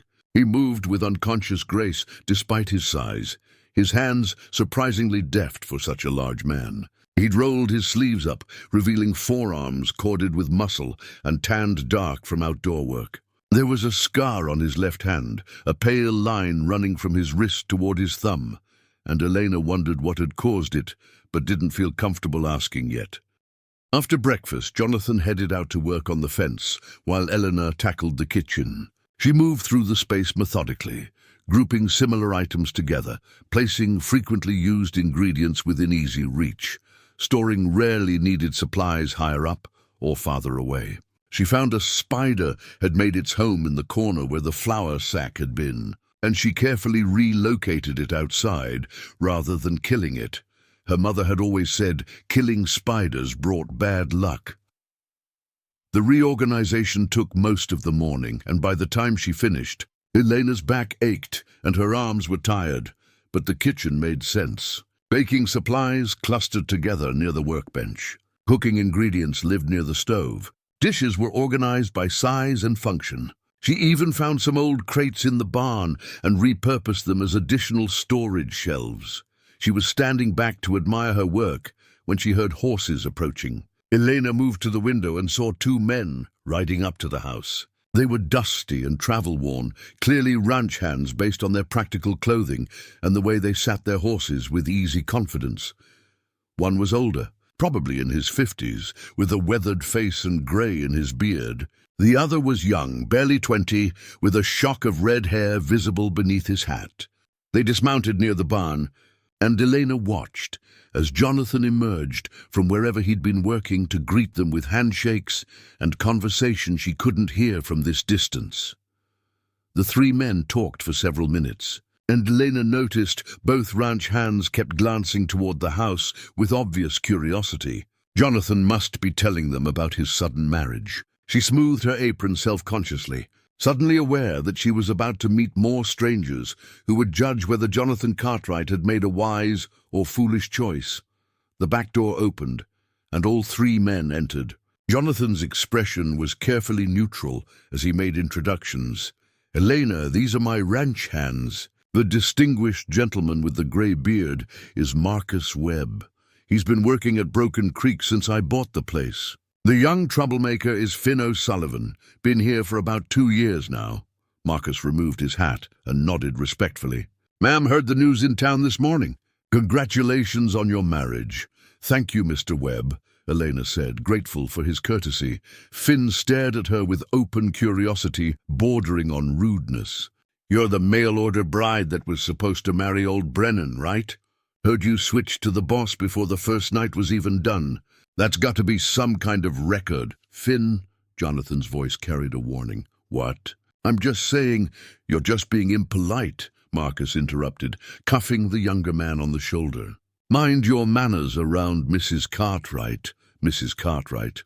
The name still felt strange, like a coat that didn't quite fit right. But Elena lifted her chin and met Finn's gaze steadily. "Yes, circumstances change quickly. Life on the frontier doesn't leave much room for slow decisions, I've learned." Finn had the grace to look embarrassed. "Didn't mean anything by it, Mom. Just surprised." "We're all surprised," Eleanor said dryly. I assure you, no one is more surprised than I am. Marcus smiled at that, and even Jonathan's mouth quivered slightly. The tension in the room eased. Boys just finished helping Jacobson with his fence repair, Jonathan explained. Figured they might as well come back here and earn their keep. Marcus, I need you to ride out and check on the North Herd this afternoon. Finn, you can help me finish securing that pasture fence. What about Mrs. Cartwright? Marcus asked. Does she need anything? Elena was about to demur when Jonathan spoke up. She'll be learning to milk this afternoon, actually. Elena's going to be taking over the dairy work. Both ranch hands looked surprised, then approving. Marcus nodded. Good to have someone permanently handling the milking. Boss's technique produces more foam than milk most days. My technique is fine, Jonathan protested. Your technique terrorizes those poor cows, Marcus countered. They'll be grateful for gentle hands. The easy banter between the men gave Elena insight into the ranch's dynamics. Jonathan might be the boss, but there was mutual respect here, a camaraderie built over years of working together. These weren't just employees. They were something closer to family, or at least friends. There's fresh coffee and biscuits if you want them before heading out, Eleanor offered, gesturing to the stove. Both men's faces lit up. Biscuits, Finn said hopefully. Real biscuits? Not the boss's hockey pucks. My biscuits aren't that bad, Jonathan muttered, but he didn't sound particularly convinced. Elena served coffee and biscuits and watched with satisfaction as both men ate with obvious enjoyment. It was a small thing, feeding people, but it felt like establishing her place here. She might not know anything about cattle or fencing or frontier survival, but she could cook. And that mattered. After the men headed out to their respective tasks, Elena spent the afternoon exploring the immediate grounds more thoroughly. She investigated the root cellar, taking inventory of supplies and making mental notes about what they'd need before winter. She examined the garden plot, currently overgrown with weeds, but showing signs of having been productive once. She introduced herself properly to the chickens, who regarded her with the same suspicious interest they showed everything. When the sun began lowering toward late afternoon, Jonathan appeared at the back door. Ready for your first lesson in dairy farming? Elena followed him to the barn, where the two cows waited in their stalls. One was mostly brown with white spots, the other mostly white with brown spots. Both regarded Eleanor with large, liquid eyes that seemed to hold either wisdom or complete stupidity. She couldn't decide which. This is Clover, Jonathan said, patting the brown cow. And this is Daisy. Original names, I know, but they came with the ranch already named, and I never got around to changing them. How do you tell them apart? Eleanor asked. Besides the colors, Clover has a white spot shaped like a heart on her left flank. Daisy has a crooked tail. See how it bends at the end? Also, Clover is sweet-tempered, but produces less milk. Daisy produces more, but gets cranky if you're not gentle. Jonathan demonstrated the milking process, his large hands surprisingly gentle as he worked. He explained the rhythm, the pressure, the importance of keeping everything clean to prevent the milk from spoiling. Then he stood and gestured for Elena to take his place on the stool. Elena approached Clover nervously. The cow was massive up close, warm and solid, and utterly indifferent to Elena's anxiety. She settled onto the stool, positioned the bucket, and reached for the udder as Jonathan had shown her. Relax, Jonathan said from behind her. Clover can sense if you're tense, and it makes her tense too. I'm sitting next to a 1,000-pound animal that could crush me if it took a notion. Of course I'm tense. Clover's not going to crush you. Just breathe and try what I showed you. Elena took a deep breath and attempted the milking motion. Nothing happened. She tried again with more force, and Clover shifted uncomfortably. Gentler, Jonathan coached. It's not about strength, it's about technique. Here, he knelt beside her, and Eleanor suddenly became very aware of his proximity. He was close enough that she could smell wood smoke and leather and honest sweat. His hand covered hers, guiding her fingers into the right position, showing her the proper pressure and rhythm. Feel that, he said quietly, his breath warm near her ear. That's the right motion. And try it yourself. Elena tried again, and this time a stream of milk hit the bucket with a satisfying ping. She laughed in delight and surprise. It worked. Keep going. Find your rhythm, she continued, growing more confident with each successful stream. It was harder work than it looked. Her hands began cramping after a few minutes, but deeply satisfying in a way she hadn't expected. This was practical, immediate, necessary work. The milk in the bucket was tangible proof of her contribution. When she finished with Clover and moved to Daisy, the second cow proved more challenging. She kept swishing her tail irritably, and once she actually kicked, forcing Jonathan to intervene and calm her. Daisy doesn't trust easily, Jonathan explained. Give her time. She'll get used to you. By the time both cows were milked, Elena's hands ached and her back was stiff from hunching on the stool. But she'd produced 2 full buckets of fresh milk. Jonathan showed her how to strain it and pour it into clean jars. Then store it in the cool water of the spring house, where it wouldn't spoil. You did well, he said, as they walked back to the house in the gathering dusk. Better than I did my first time. Marcus had to rescue me when the cow I was milking decided she'd had enough and kicked over the entire bucket. Were you injured? Only my pride. Jonathan held the door open for her. And my backside when I landed in a pile of straw. Eleanor found herself smiling at the image. It was strange. This gradual accumulation of small moments, breakfast conversation, working side by side, shared laughter at minor misfortunes. They were the building blocks of something, though she wasn't sure yet what that something would become. That evening, they sat together at the table, while Elena mended one of Jonathan's shirts, and he read from his book of Burns poetry, sometimes reading passages aloud in a surprisingly good Scottish accent. When the clock struck 9, they both stood awkwardly, suddenly aware that the day was ending and they'd have to navigate the strangeness of being married to people who barely knew each other. Well, Jonathan said, suppose it's time to turn in. Yes, Elena agreed. It's been a long day. A good day, though? Elena considered the question honestly. Yes, she said, surprised to realize it was true. A good day. They climbed the stairs together, and at the top, Jonathan paused outside her door. For a moment, Elena wondered if he might kiss her goodnight, and she wasn't sure whether she wanted him to or not. But he simply nodded, wished her pleasant dreams, and continued to his own room downstairs. Elena locked her door, changed into her nightgown, and sat by the window looking out at the moonlit landscape. Her second night at Broken Creek Ranch. Already it felt less foreign, less frightening. She was beginning to understand the rhythm of this place, the work it demanded, the life it offered. It wasn't the life she'd imagined back in Philadelphia, but maybe, just maybe, it could be something better. 3 weeks passed in a blur of learning and adjustment. Elena's hands, once smooth from seamstress work, developed calluses from hauling water, kneading bread, and wrestling with stubborn garden weeds. She learned to read the sky for weather changes, to distinguish between the different calls of the cattle, and to manage Daisy's temperamental moods during milking. The rhythm of ranch life began to feel natural. Wake before dawn, tend animals, prepare meals, tackle whatever work the day demanded, fall into bed exhausted when darkness came. Jonathan proved to be a patient teacher, though his teaching style was more demonstration than explanation.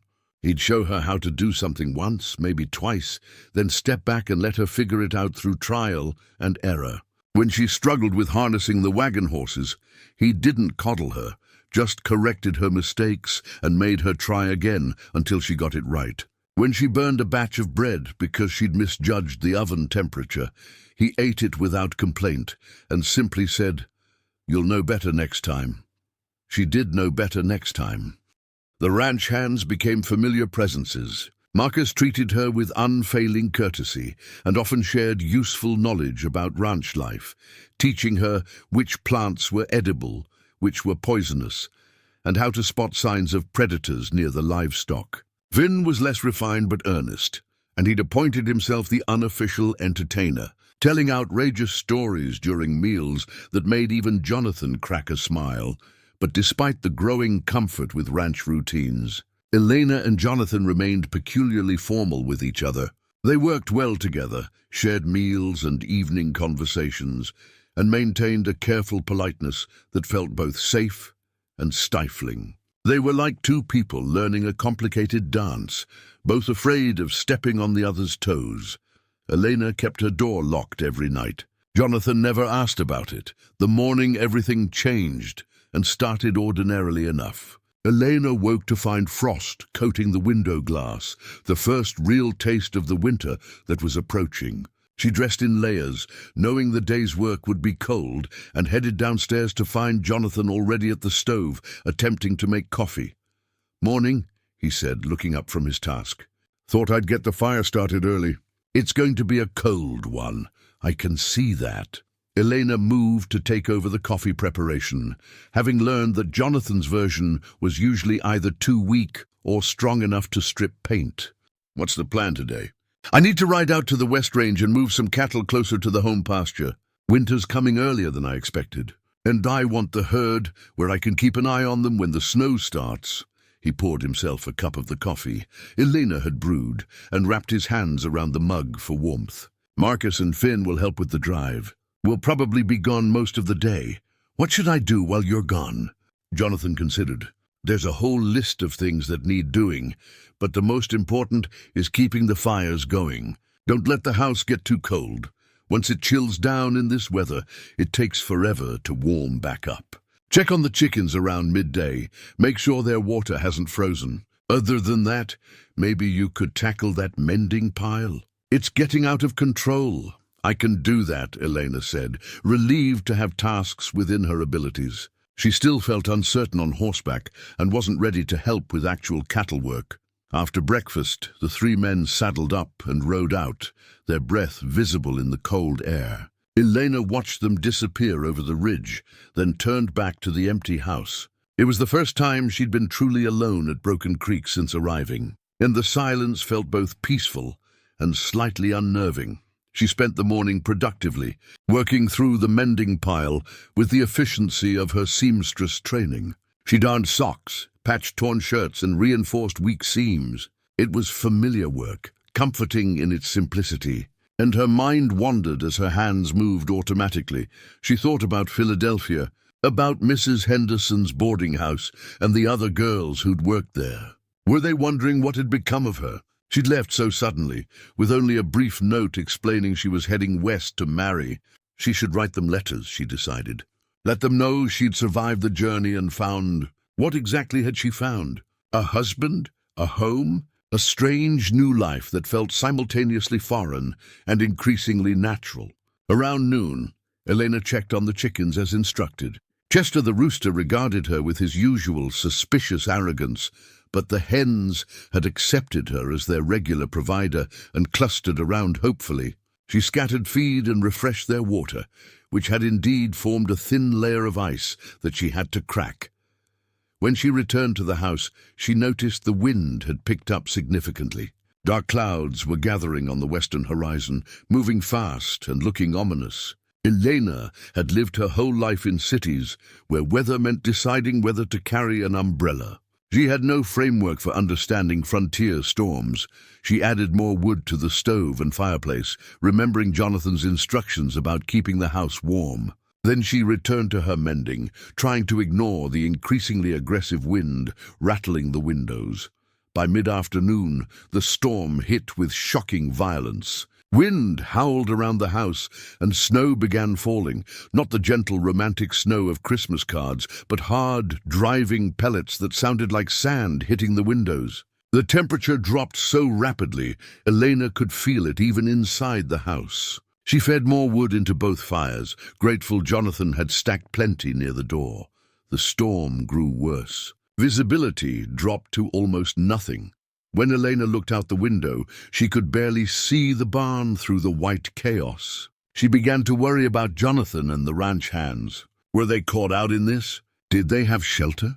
The cattle drive had been supposed to take all day, which meant they were miles from the house when the storm hit. As daylight faded prematurely under the heavy storm clouds, Eleanor's worry intensified. She kept the fires burning high, placed lamps in the windows to serve as beacons, and prepared hot coffee that she kept warming on the stove. There was nothing else she could do but wait. Night fell, though it was hard to distinguish from the storm-darkened afternoon. The wind shrieked like something alive and furious. Snow was accumulating against the sides of the house, drifting against the door. Elena had never experienced anything like this in Philadelphia, where buildings blocked the worst of winter weather and you were never more than a few blocks from shelter. Out here the storm was deadly. She understood that now, felt it in the vicious cold that crept through every crack and gap despite the roaring fires.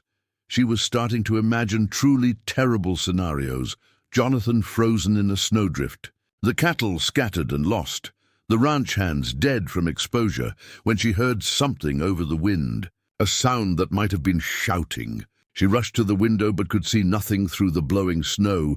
Then came a heavy pounding on the door. Elena ran to it and struggled with the latch, fighting against the wind pressure. When she finally got it open, 3 snow-covered figures practically fell into the house, bringing a blast of Arctic air with them.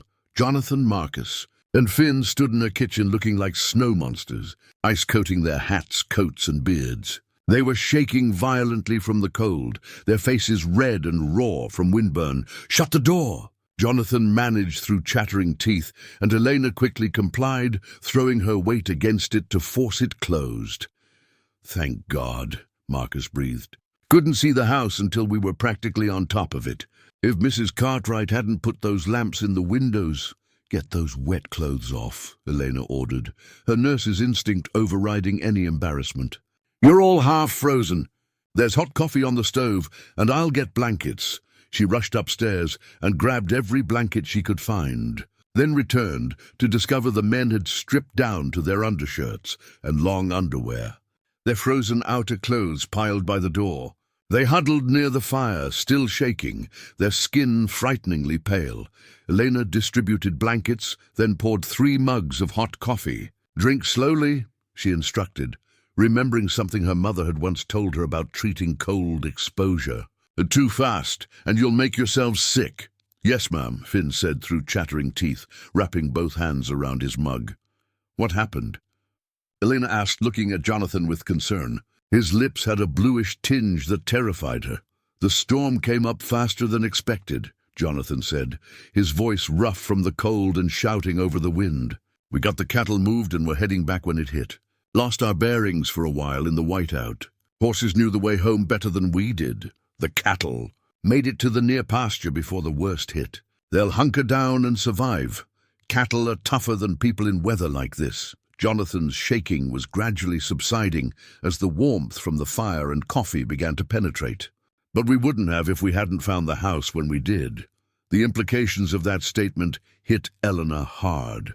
Her husband, and yes, he was her husband, even if they'd barely touched, had nearly died in the storm. All 3 men had been in mortal danger, and it was pure luck and her decision to light the lamps that had saved them. "You need food," she said, pushing away her fear to focus on practical matters. "When did you last eat?" "Breakfast," Marcus admitted. "Been too busy to stop." Elena moved into action, pulling out the stew she'd made that morning and had been keeping warm on the stove. She ladled generous portions into bowls and set them on the table with bread and butter. The men ate like starving wolves, barely pausing between bites. While they ate, Elena examined their exposed skin for signs of frostbite. Marcus had some concerning white patches on his ears, and Finn's fingers were worryingly numb. Jonathan's face was raw, but otherwise seemed all right, though he kept flexing his hands as feeling returned painfully to his fingers. "Marcus, your ears need attention," Elena said. "Don't touch them. Let me get some lukewarm water." She heated water carefully, making sure it wasn't too hot, then gently applied warm compresses to Marcus's ears. The older man winced but held still while she worked. "My wife used to do this when I'd come in from winter work," he said quietly. "Lost her to cholera 5 years back. Forgot what it was like, having someone care whether you kept all your pieces." Well, I care, Elena said firmly. You all work too hard to lose bits of yourself to frostbite. She treated Finn's hands next, massaging warmth back into his fingers until he could move them properly again. The young man bore her ministrations with unusual silence, clearly shaken by how close they'd come to disaster. Finally, she turned to Jonathan. Your turn. Show me your hands. They're fine, he protested. Show me anyway. He extended his hands reluctantly, and Elena could see the white patches on his fingertips and the angry red skin that indicated the beginning stages of frostbite. She prepared more compresses and worked on his hands with gentle efficiency, watching color gradually return to the affected areas. This is gonna hurt, she warned as circulation improved. Already does, Jonathan said through gritted teeth, but he didn't pull away. Thank you. For the lights in the windows, for the warm house, for all of this. Their eyes met, and something passed between them. An acknowledgement of mutual dependence, of the reality that they were truly in this together. Out here, being married wasn't just a legal formality or a business arrangement. It was survival. They needed each other in ways that city people never had to consider. You would have done the same for me, Elena said quietly. Yes, Jonathan agreed. But that doesn't make me less grateful. The storm raged through the night. Marcus and Finn bedded down in the main room, rather than brave the trek to the bunkhouse, sleeping on pallets Elena made up near the fireplace. Jonathan retreated to his downstairs bedroom, but Elena noticed he didn't fully close the door, staying alert in case the storm worsened or problems arose. Elena lay awake in her upstairs room, listening to the wind howl and the house creak under the assault. She thought about how quickly things could go wrong out here, how narrow the margin was between safety and death. In Philadelphia, she'd worried about paying rent and finding enough work to eat. Here, the dangers were more immediate and far more deadly. She also thought about the look on Jonathan's face when he'd stumbled through the door, the relief, the exhaustion, the vulnerability. He'd been genuinely frightened, she realized. This hard, capable man who seemed unshakable had been scared for his life and for his men, and she'd been terrified for him too. Somewhere in the past 3 weeks, without quite realizing it, she'd begun to care what happened to Jonathan Cartwright. Not just as a matter of practical survival, though that was certainly part of it, but as actual, genuine concern for another human being. It was a startling realization, and Elena wasn't entirely sure what to do with it. Morning brought a transformed world. The storm had blown itself out sometime before dawn, leaving behind a landscape buried under 2 feet of snow. Everything was white and pristine, and eerily silent after the previous night's violence. Elena woke early and crept downstairs to find Jonathan already up, standing at the window and surveying the damage. He turned at the sound of her footsteps, and she noticed he moved stiffly, muscles sore from yesterday's ordeal. "How are you feeling?" she asked quietly, not wanting to wake Marcus and Finn, who were still asleep by the now dying fire. "Like I got trampled by the entire herd," Jonathan admitted. "But alive, which is better than the alternative." He looked at her with an expression she couldn't quite read. "Elena, about yesterday, I need you to understand something. Storms like that happen out here. Not often, but regularly enough. Winter on the frontier is dangerous, and there will be more days when I have to go out in conditions that could kill me." "I understand," Elena said, though the thought terrified her. "Do you?" Jonathan took a step closer, his voice low and intense. "Because if you're going to worry yourself sick every time I ride out in bad weather, or if you're going to resent the risks that come with ranch life, we need to talk about that now." Elena met his gaze steadily. "I'm not going to lie and say I won't worry. Yesterday was terrifying. But I also understand that this is the life we're building, and danger is part of it. I'm not some delicate flower who needs to be protected from reality, Jonathan. I've buried both my parents, survived 7 years alone in a city that chews up and spits out people like me, and traveled halfway across a continent to marry a stranger. I think I can handle being married to a rancher." Something shifted in Jonathan's expression. Respect, certainly, but also something warmer. "You're tougher than you look, Elena Cartwright." "I have to be," she said simply. "And so do you." Marcus stirred by the fireplace, breaking the moment. Within minutes, both ranch hands were awake, and the house filled with the bustle of preparing breakfast and planning the day's work. There would be digging out to do, cattle to check on, damage to assess and repair. But as Elena worked alongside the men to prepare food and organize the recovery efforts, she felt something had fundamentally changed. She wasn't just Jonathan Cartwright's mail-order bride anymore, the stranger he'd married on a desperate whim. She was his wife, his partner, someone he relied on, and who relied on him in turn. The storm had tested them both, and they'd survived it together. It was, Elena thought, as she watched Jonathan organize the day's work with quiet competence, a decent foundation to build on. Not love, not yet, but something solid and real that might, given time and care, grow into something deeper. Outside, the sun broke through the clouds, making the snow sparkle like diamonds. A new day at Broken Creek Ranch, and Elena Cartwright was ready to face it. Winter settled over Broken Creek Ranch with relentless determination. The early storm had been merely a warning, nature's way of announcing that this would be a hard season. Snow fell regularly, sometimes in gentle flurries that dusted the landscape like powdered sugar, other times in blinding walls that trapped them inside for days. The temperature dropped so low that water froze solid in the buckets overnight, and going outside required wrapping in so many layers that simple tasks became exhausting. Elena discovered she possessed a resilience she hadn't known existed. The brutal cold that would have sent her scurrying back indoors in Philadelphia became simply another challenge to overcome. She learned to break ice in the animal troughs with an axe, to navigate through snowdrifts that reached her waist, to keep the fires burning constantly through endless dark nights. Her hands grew chapped and raw, despite the lard-based salve she made, and her face weathered from constant exposure to bitter wind. But she also discovered unexpected beauty in winter's harshness. The way morning sun transformed the snow-covered valley into something magical and otherworldly. The absolute silence after a fresh snowfall, as though the entire world was holding its breath. The satisfaction of coming inside after brutal outdoor work to find warmth, hot food, and companionship waiting. The forced proximity of winter changed the dynamics between Elena and Jonathan. There was no privacy when everyone was trapped inside the house during multi-day storms. They learned each other's habits and quirks, how Jonathan grew quieter when worried, how Elena hummed Irish songs while cooking, how Marcus told the same stories repeatedly, how Finn couldn't sit still for more than 10 minutes. They also learned to work together with increasing seamlessness.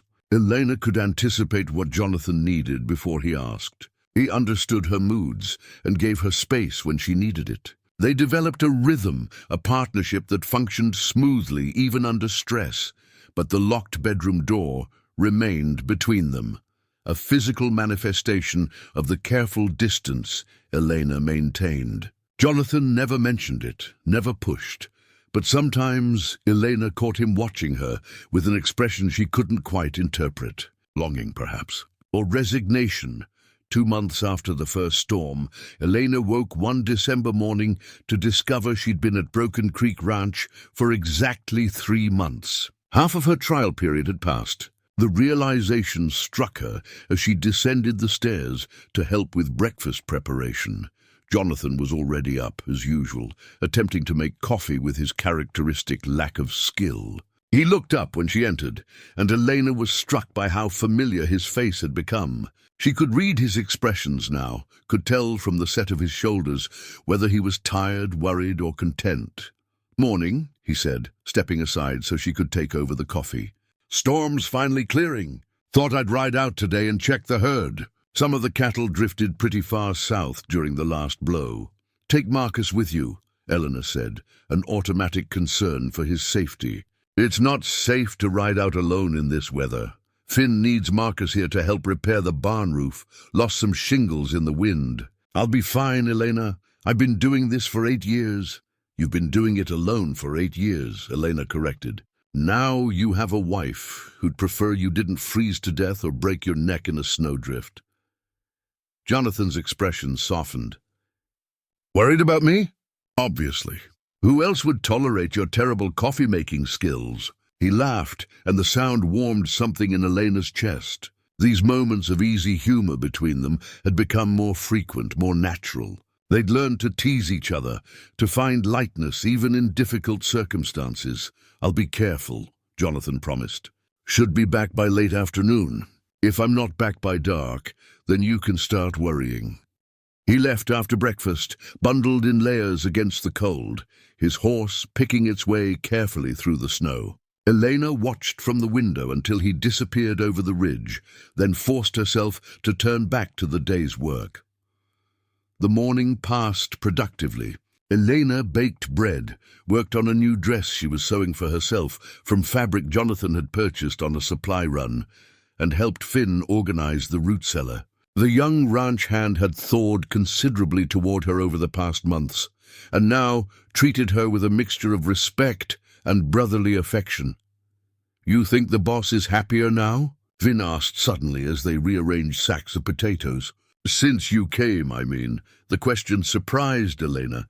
I don't know. Is he? Seems like it to me. He smiles more. Talks more too, though that's not saying much. Man's still quieter than a church mouse most of the time. Finn hefted a sack into a better position. But yeah, he seems lighter somehow. Like he's not carrying everything alone anymore. Elena absorbed this observation, uncertain how to respond. What was he like before? When was it just the three of you? Finn considered the question thoughtfully. Capable, fair, but kind of hollow, you know? Like he was just going through the motions of living without really being alive. Marcus said once that the boss reminded him of a man running from something, though he never said what. Did Jonathan ever talk about Texas? Why did he leave? Never, Marcus asked once, early on, and the boss made it clear that the topic was closed for discussion. Finn lowered his voice conspiratorially. But I heard things in town. Rumors mostly. Something about a woman and a fight and a man who died. Could all be nonsense, though. People love inventing dramatic backstories for quiet men. Elena felt a chill that had nothing to do with the cold cellar. A man who died. She'd assumed Jonathan had left Texas for economic reasons, seeking better opportunities out west. But what if there was something darker in his past? What if she'd married a man with blood on his hands? You okay, Mrs. Cartwright? Finn asked, noticing her expression. I shouldn't have said anything. It's probably all lies anyway. It's fine, Elena said, though it wasn't fine at all. We should finish up here. They completed the cellar organization in silence, but Elena's mind churned with questions and doubts. She realized how little she actually knew about Jonathan Cartwright. She knew his daily habits, his preferences for food and coffee, his patient teaching style and dry humor. But his past, his inner thoughts, his reasons for being here, those remained mysteries.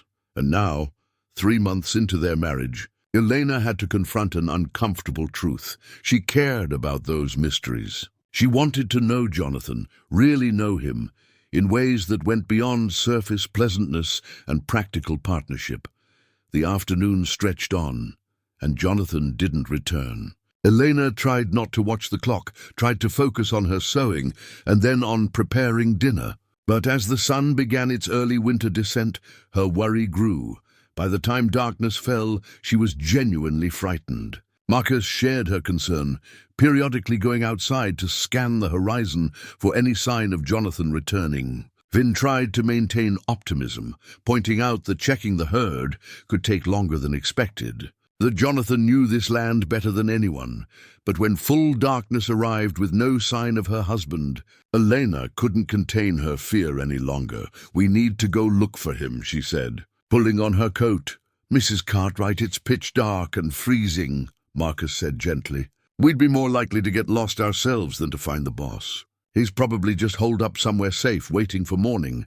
Or he's lying injured somewhere, freezing to death, while we stand here doing nothing. Elena's voice rose with panic she couldn't control. I'm going out there. You can come with me or not, but I'm going. Marcus and Finn exchanged glances. We'll come, Marcus said quietly. But we do this smartly. We take lanterns, rope to tie ourselves together, and we stick to the most likely paths he'd have taken. Agreed? Elena nodded, grateful for his experience and level-headedness. They prepared quickly, bundling against the cold and lighting several lanterns. Marcus insisted on tying rope between all three of them, so no one could get separated in the darkness. Then they ventured out into the brutal night. The cold was shocking, stealing breath from Elena's lungs and making her face ache within minutes. The snow reflected their lantern light, creating strange shadows that played tricks on her eyes. She called Jonathan's name until her throat was raw, listening desperately for any response over the wind. They'd been searching for perhaps an hour, following the route toward the south pasture where Jonathan had planned to check on the cattle when Finn spotted something. There! Is that a horse? They hurried toward the dark shape, and Elena's heart nearly stopped when she recognized Jonathan's gelding, standing riderless with its head down. Marcus approached the horse carefully, checking it for injuries. The horse is fine, just cold and tired, he reported. But where's the boss?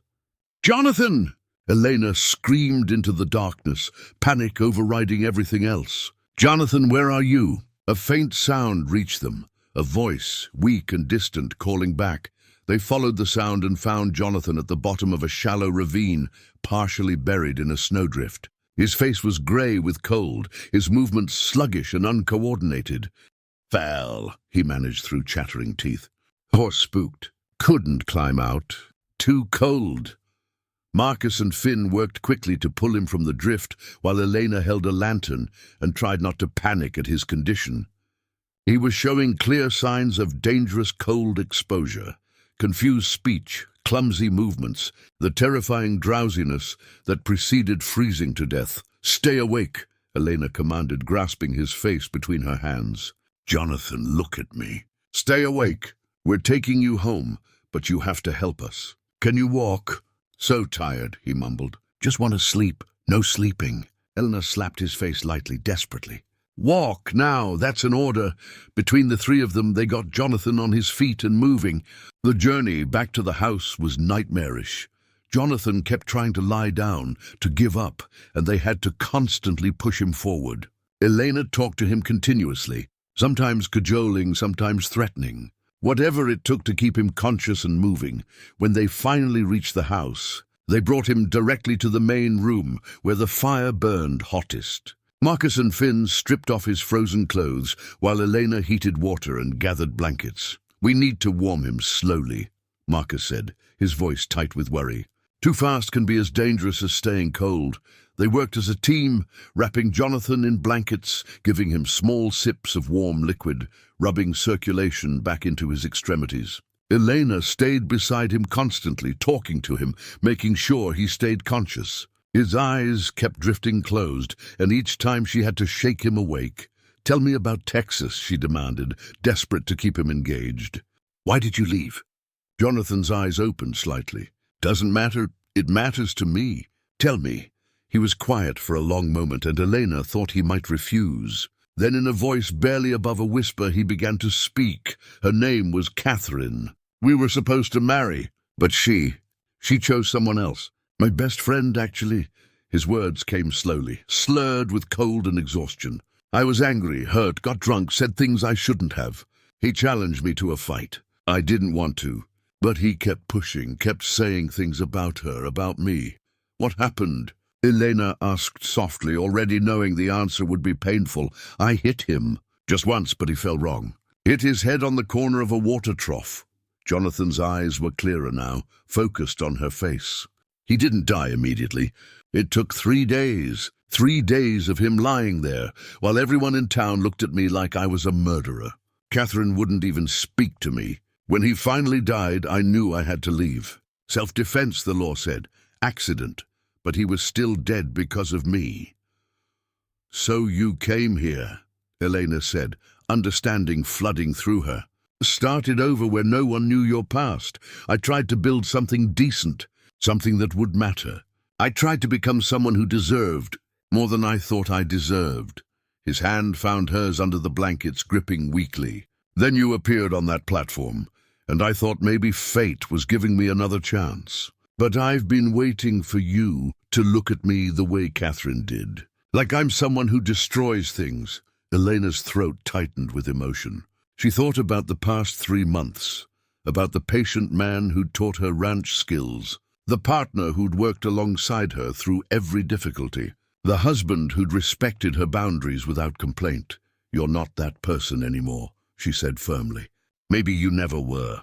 Accidents happen, Jonathan. Terrible, tragic accidents. But they don't define your whole life unless you let them.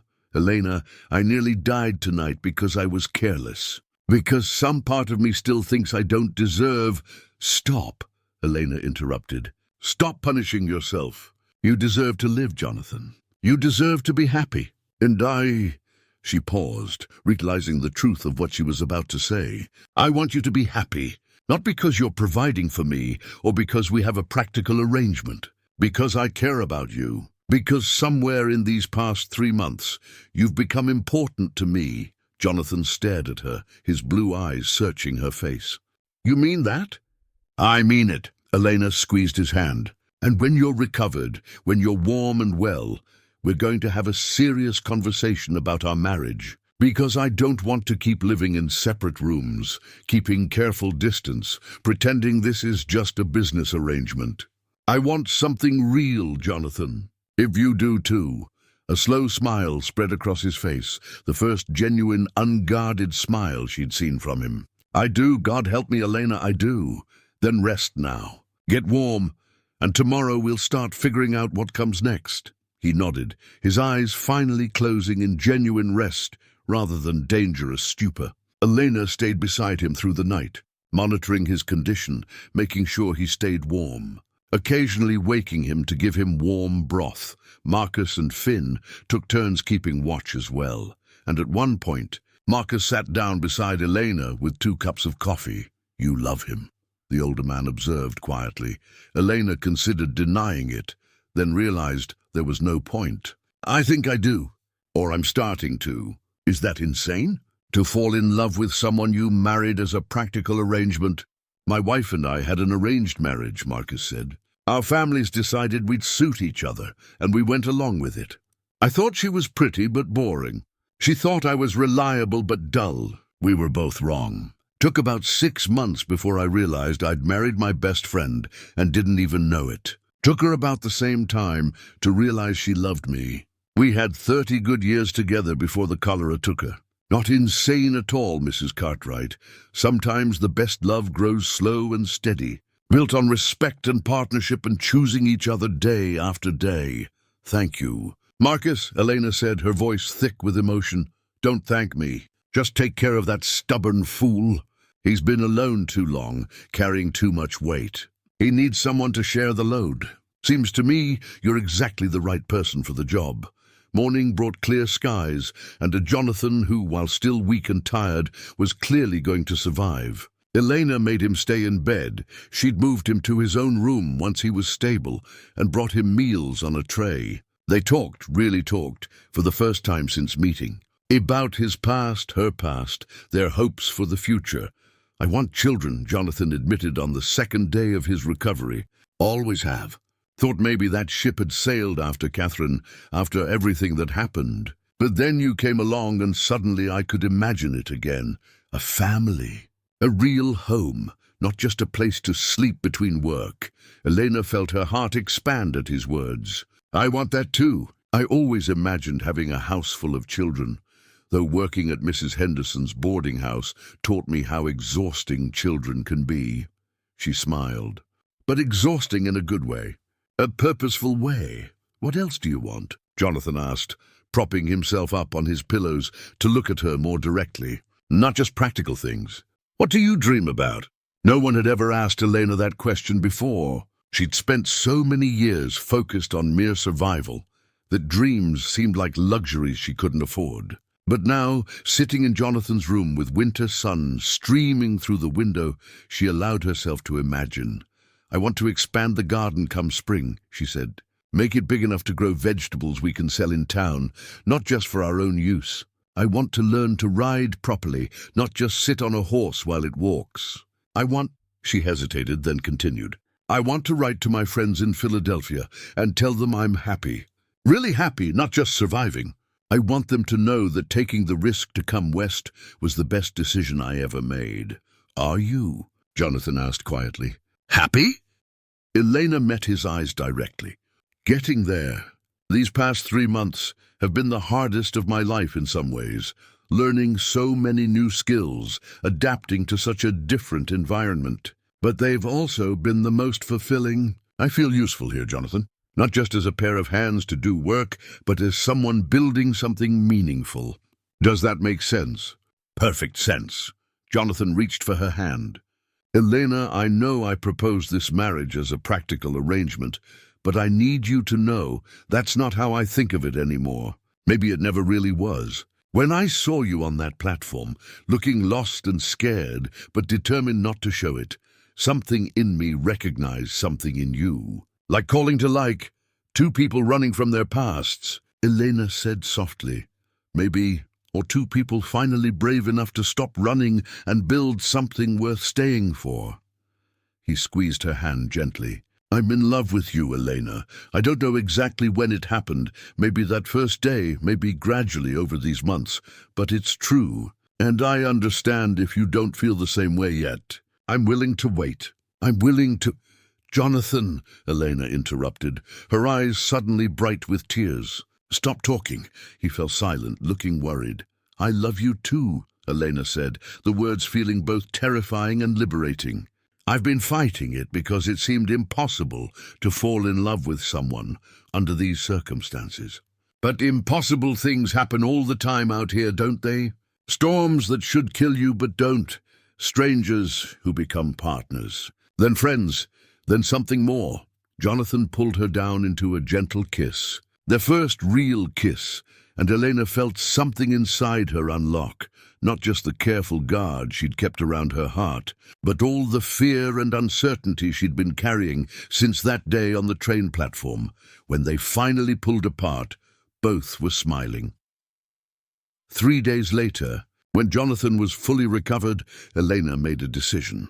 She found the key to her bedroom door and brought it downstairs to where Jonathan sat reading by the fire. Here, she said, placing the key in his hand. I don't need this anymore. He looked at the key, then at her, understanding dawning. You're sure? I'm sure. I don't want locked doors between us, Jonathan. I want a real marriage, not just partnership, but something deeper. If you'll have me.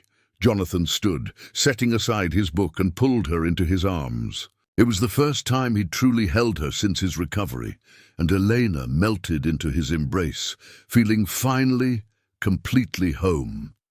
I'll have you, he said against her hair, for as long as you'll stay, which I'm hoping is forever. Forever sounds about right, Elena agreed. That night, as they lay together in Jonathan's room, their room now, Elena listened to his steady breathing and marveled at the journey that had brought her here. From a train platform in September to a winter bed in December, from stranger to wife to partner to beloved. The next morning brought a surprise. Elena woke to find Jonathan already up and moving around downstairs. When she descended, she found him at the stove, attempting to make breakfast with comical determination. What are you doing? She asked, amused. Letting you sleep in, Jonathan said, not looking up from the eggs he was scrambling with intense concentration. Figured after 3 months of taking care of me and everyone else, you deserved a morning off. The eggs were slightly overdone and the bacon was unevenly cooked, but Elena ate every bite with genuine appreciation. It was the gesture that mattered. Jonathan trying, in his awkward way, to show care and consideration. Marcus and Finn arrived for breakfast and stopped short at the sight of Jonathan cooking and Elena sitting at the table. Is the world ending? Finn asked. Is that why the boss is at the stove? Just taking care of my wife, Jonathan said calmly. Something wrong with that? Marcus smiled knowingly. Not a thing wrong with it. Actually, it's about time. After breakfast, Jonathan pulled Elena aside. I have something for you. Been working on it for a while now, waiting for the right moment. He led her upstairs to the larger bedroom, the one they'd discussed using as a nursery someday. But when he opened the door, Elena gasped. The room had been transformed. Jonathan had built a beautiful wooden desk and positioned it near the window where light would be best for detailed work. On the desk sat a sewing basket filled with supplies, needles, thread in every color, scissors, measuring tape and pins. Beside it was a bolt of beautiful fabric, far finer than anything they'd need for practical ranch clothing. "I noticed you missed sewing," Jonathan said, watching her reaction carefully. "I mean, you do mending and repairs, but I saw how you looked at that dress shop in town, like you were hungry for the kind of detailed work you used to do. Thought maybe you'd like a space of your own for it. You could take commissions from town ladies if you wanted, or just make things for yourself, or—" He trailed off, suddenly uncertain. Elena couldn't speak. She walked slowly around the room, running her fingers over the smooth wood of the desk, examining the quality supplies. This wasn't a grand gesture meant to impress. It was something far more valuable. It showed that Jonathan had been paying attention, had noticed something she hadn't even articulated to him, and had taken the time to create something specifically for her happiness. "When did you do this?" she finally managed, little bit at a time over the past month. Finn helped with the desk. Kid's actually pretty good at woodworking. Marcus bought the supplies on his last trip to town. "Wanted to surprise you." Eleanor turned to face him, tears streaming down her cheeks. "It's perfect. You're perfect." "Well, not perfect. Your coffee is still terrible and you snore like a hibernating bear." "But perfect for me." Jonathan laughed and pulled her into his arms. "And you're perfect for me. Even though you reorganize things I've had in the same place for 8 years, and you sing off-key when you think no one's listening."